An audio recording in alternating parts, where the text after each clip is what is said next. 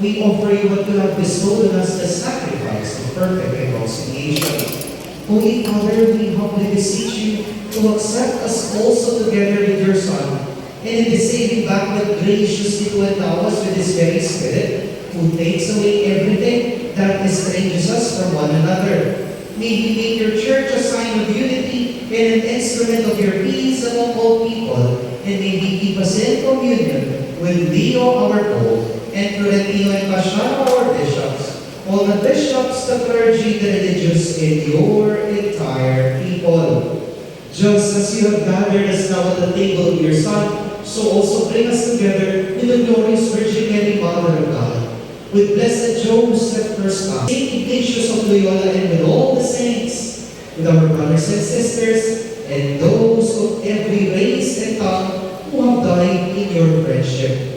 Bring us to share with them the unending banquet of unity in a new heaven and a new earth,